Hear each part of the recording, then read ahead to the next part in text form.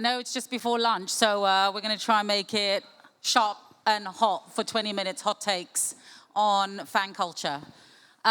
So just wanted to start off saying that I've been doing social media before the internet.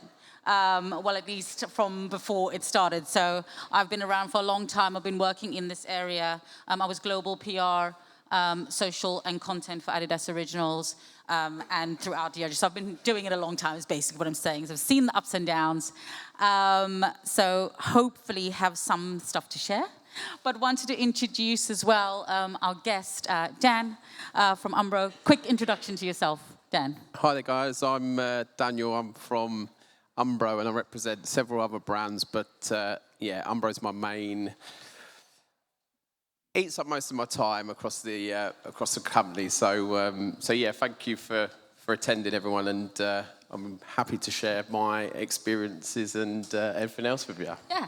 Well, Umbro is all over the internet at the moment in terms of collaborations, partnerships. But let's just go back and talk about Umbro's fan culture and the roots of the brand and kind of where it starts from. Because for me, as I said, having worked in this area for a long, long time, it's not enough to just have followers, as they just said. You got to build community and you got to build fan culture. And in today's world, that's really how brands are built. So let's talk about Umbro, one of the most loved brands in the world. In football's hot, Umbro's hot. Yeah. Where does it start? Where does it start for Umbro? Well, I don't want to take too far back, but we're celebrating 100 years at it. Congratulations. This year, and it really comes back to the days when the brand was established, and all the morals and the integrity and the values which were put into the brand in them early days still are very key and crucial to the brand strategy now. But going back from then to where we're at now, we've had some huge moments. I mean, probably the biggest for us was the '66 World Cup win. Massive for us, but as a brand, we were the first to create the replica kit, which you see that is a multi-billion-dollar industry now. Yeah. And that was all thanks to Harold, our founder, and the chap which created the brand, and all the wonderful moments which sort of happened in them original 60 years. First ever collaboration, which was with Sir Alf Ramsey, and then the first ever athlete endorsement deal with Dennis Law. So first time at a lot of things in history, and I guess it's really his perception on sportswear, which weirdly enough has kind of come back round now. Sure, we'll talk about that in a minute. Yeah. Exactly. And there'll be lots of these crossovers, but his early interpretation of what sportswear should look like it's really been timeless. I mean, it's really been timeless. So we've obviously built up a hell of a lot of fans over the years through some of these amazing moments which have been had, whether it's through recent collaborations or European title wins or whatever it might be, World Cup wins. We've got such a huge history, and so many different moments to sort of tap into, really. Yeah, but it's hard as well having a legacy brand, right? Yes, today. Yeah. Because you go, how do you act? What do you do? What are the different audience groups? How do they want to be spoken to? You know, if you think about 100 years ago and building that fan culture to today's fan culture, just have different channels, right? Yeah. So, as a legacy brand, let's think about that as a moment. How do brands like yours effectively tap into the passions of today's fans and build those connections? How do you think that happens? Because it's happening for Umbro at the moment. Yeah, I mean, we've been really fortunate recently that we've seemed to have been adopted, and I guess the consumer type we've been trying to appeal to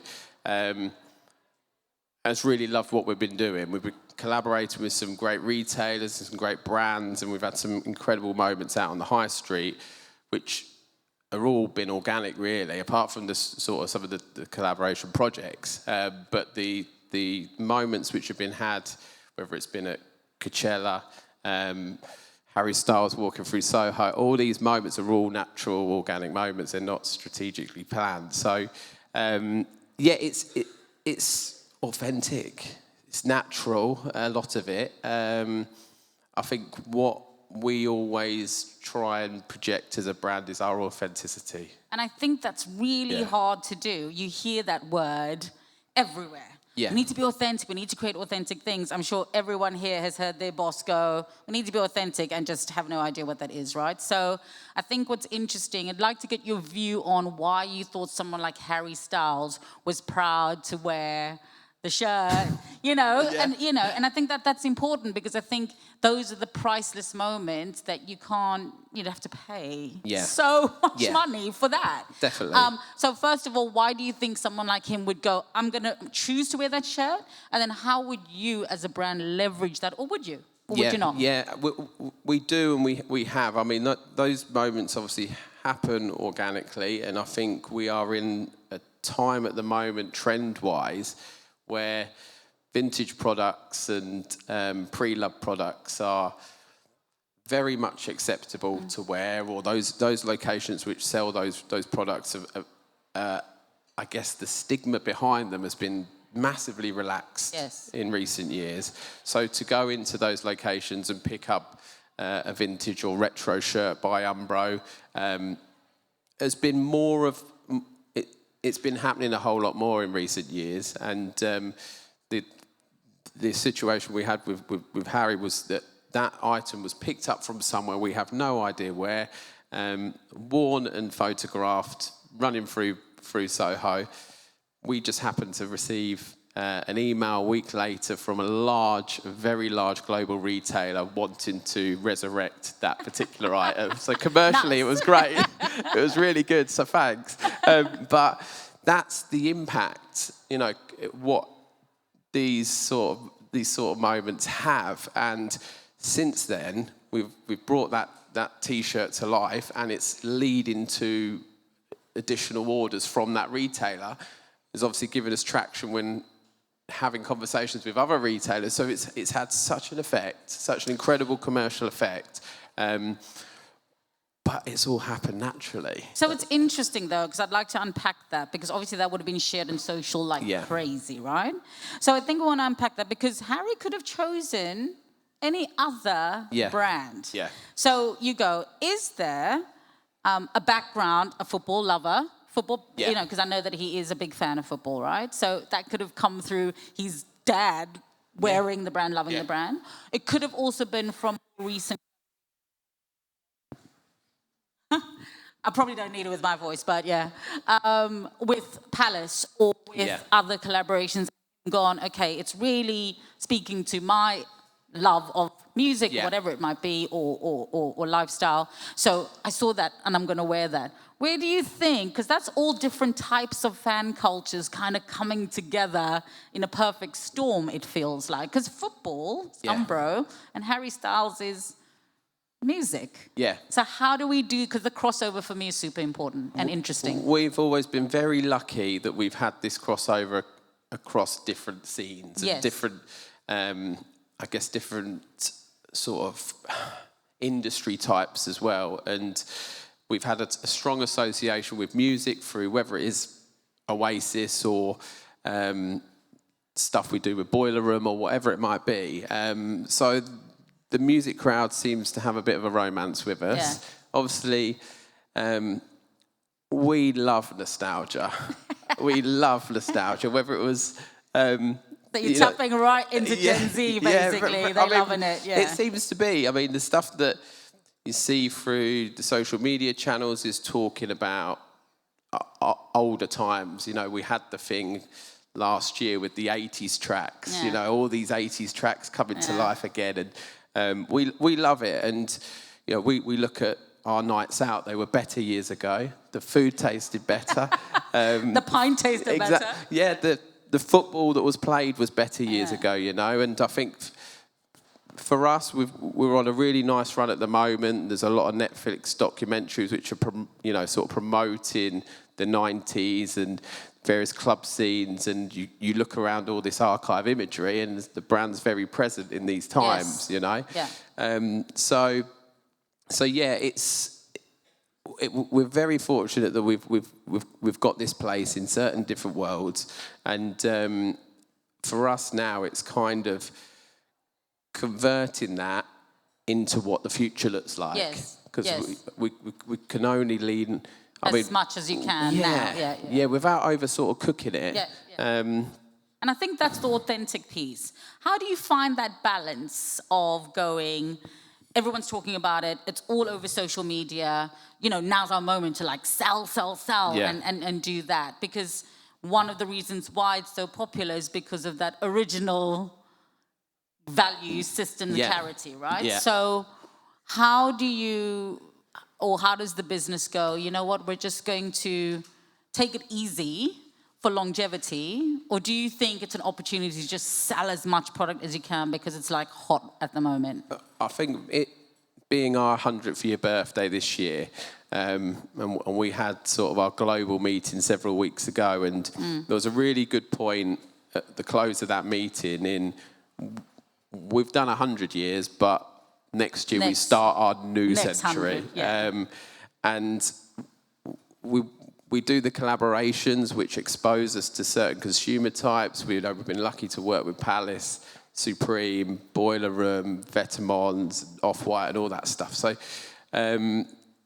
commercially, that helps drive the brand. And when we create our mainline collections, there's a lot of inspiration from what was successful at that top tier. So I think commercially going forward, the brand is in a really good position. We're creating really good products. And we're always sort of dialing back to the brand's original sort of, I guess, pillars really in the values, the integrity, and in making the best quality goods and products that we can for the best price, you know. So, yeah, it's going to be interesting. And, you know, we're entering 101 next year, and the company are very confident that we're going to touch 200. But, you know, we shall see. We'll see. Yeah. So we spoke earlier about the fact that you felt that Umbro, popular as it is with all these incredible collaborations, maybe a bit late to the social game. So let's talk about that. Yeah. Because it still feels like it's still popular, even though, you know, everyone goes, social is, you've got to be like always on, viral. Yeah. And yet, this brand that you yourself have admitted on its own socials may have felt a bit late to the party. Yeah. You're still collaborating with the hot tickets in town. Why do you think that is? And is there a question around social I always talk about always being in conversation versus always on, because sometimes then you just have to push out generic content just to be on. Yeah. Let's talk about that in terms of social media and how the brand still stays relevant even though you feel that you're not like always on and doing this whole thing the whole time. Where do you think it comes from? Do you think it comes from that fan, that authentic? Yeah, I think it does. I think if you're a football fan, you will know the brand and you will probably follow the account and see what's kind of happening across the world with all the clubs that we work with. It's out of all the questions, it's the hardest question for me really, because it's only been of recent times where there has been a huge focus on how we communicate through social media, and there has been a big focus on sort of communicating with Gen Z. I think that's most brands' strategy, isn't it? Really, and I think we're 100 years old and are known for these past moments, but it's updating a certain consumer type or a consumer of a certain age of what we're up to and what we're going to get up to.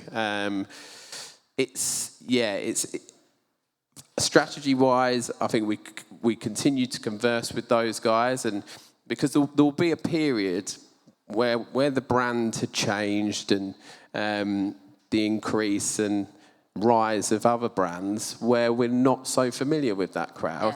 So it's really sort of communicating with those guys and look, we're in a collaboration culture. There's a collaboration every day. I mean, every minute, yeah. But the ones we work with, I think the question you asked yourself, what's the intent? Yeah. And I think it's about leveraging their socials. Yes. So it's more earned versus owned, right? That's it, Which yeah. is probably the better way for a brand like Umbro to go if they are wanting, unless it's like the strategy, because I think the choice of the actual partnerships, they're live and kicking on social, and that just brings your brand to these places, I guess, to these Gen Z audiences in new ways, which is exciting, I think. I mean, when we do these partnerships, collaborations, we are obviously dialing into their consumer in the hope that they then tune into what we do for the long haul. Yeah. Because I think there's a big pressure on brands going, our own socials need to be everything, all singing and dancing. But actually, you could be successful by leveraging other people's socials, you know? Absolutely. Yeah. Absolutely. And we enter arenas that are very hard for us, you know, and conversations which are very hard for us to do. But it's moving at such a fast pace. Yes. It's constantly changing, and I think it's only our recent successes and this year, and I don't want to discount the brand in any way, because I love this brand, and they pay my wages, but the future's very bright on how we communicate. We seem to have worked out what they want from us in the way of content and how that's presented. Yes. Before it was very sort of generic. It was a traditional photo shoot. It lacked action, and it lacked attitude. And I think now we're mastering the art. You know, we're not because you one never step at a time. Yeah, exactly. So and you can sort of see that through the metrics, you know, that we get back and the data and the information. It's all the increase this year, particularly, has been record high. So we're on to something. You know, we seem to be doing all right at it. I think somehow, you know, in a world where everything's fast, you know, maybe the reason why this is doing as well as it's doing is because it's sticking to its guns, making sure that it's always in conversation versus always on, which I think can sometimes work for some brands and for other times it doesn't. Yeah. Last, do or don't when it comes to being authentic and being authentic to fans in the right way. What's one hot tip to do and one hot tip to not do?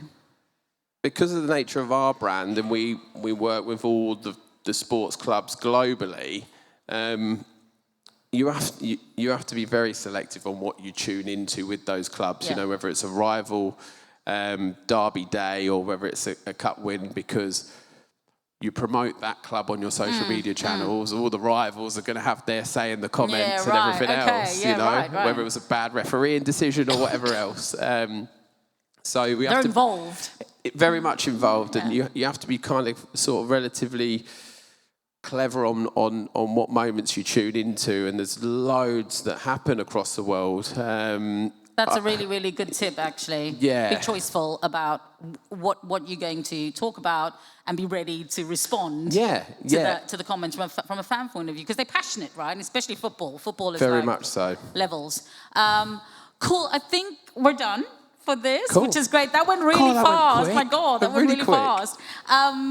Do we have any questions in the audience at all about fan culture, football, fashion, cross cultures, social media, always in, not always on, authenticity, all the things?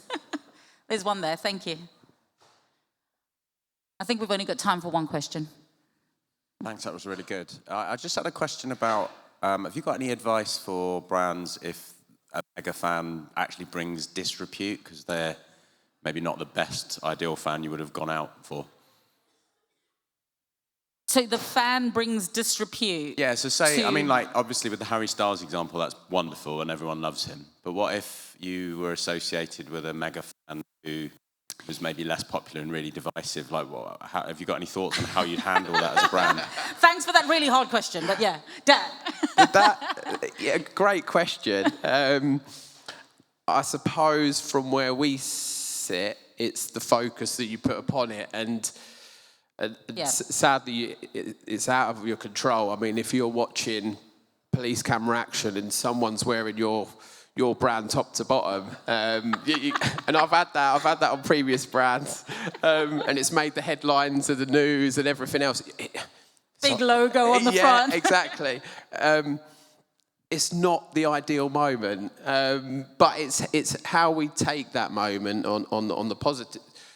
Say someone like Harry Styles, and what we do to sort of project that internally, externally, and I think when that moment happened, it was big on social media because you had the Gen Z consumer asking a lot of questions about it, which then it worked really well because then you had the more senior sort of social media guys commenting on it and adding their the information on it, where that top was from, and everyone was kind of helping everyone out on the comments. It was good. I think what you're saying is it's whether you leverage it or not, right? And whether you engage in it or not, because people are fans of things, and you can't really, say yes or no to anyone. I mean, I remember when I was at Adidas, the fans knew more about the brand than anyone else, and engaging with them was one of my biggest jobs and something that I wanted to do, and I did that through social media. And it was very much around fan culture and celebrating that, but you can't control who buys the stuff. If it was someone really, really bad, and I did this when I was in fashion, I actually sent out a press release going, we don't supply those products to that person, they've bought it themselves. I just did it, So I guess it depends on how bad it is and whether you want to engage in it or not. I think did that answer your question a little bit? Yeah, thank you. No worries. One more, or we're good?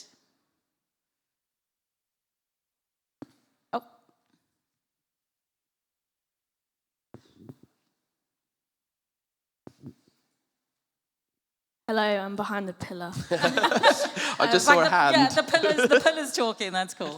How would you go about creating fans for something that is a bit more intimate and that you're less likely to talk about because it's something like very personal? Creating fans. Yeah, how would you create or engaging fans? Already, Create fans. Creating fans. I think for me, it depends on, when you say personal. We're an underwear company.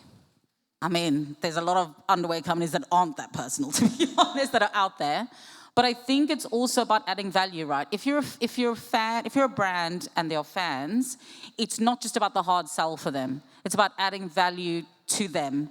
If you want to have a long-term relationship, at least for me, that would be. So I would create like intimate get-togethers, because fan culture is about getting together with the brand adding some value, but then also for other people to meet each other and grow it that way. Doesn't have to be online, but can also be, in sort of like messaging apps and other places that aren't publicly out there. But you can build fan culture, but for me, it's about adding value to that culture as opposed to just trying to sell to them. Do you know if there's anything you want to add to that? Yeah, I don't want to say necessarily a challenge as such, but we regularly on our social media channels sort of get the community to share their content with us, and we set a challenge, whether it's football skills or styling football shirts with other items of clothing, is getting the consumer to contribute and to share what they're up to with us. And that's always been really successful. We did the skills challenge where we had many players around the world showing us their tricks, and it built up quite a nice community because everyone was commenting and sort of patting each other on the back for their new skills and new tricks, and it just got everyone conversing, but it was a little bit of a competition to see who did the better. Yeah. But I guess that's football for you, right? right? That's it. That's in the sport. So I think in response to you, the last thing, brands need to enable fan culture, community, whatever that might be. I don't. This is going off to remind me to shut up, but I shall leave from here. But thank you so much for coming in your lunchtime. Cheers. Thank you. Thank you so much, guys. That was amazing. Appreciate it.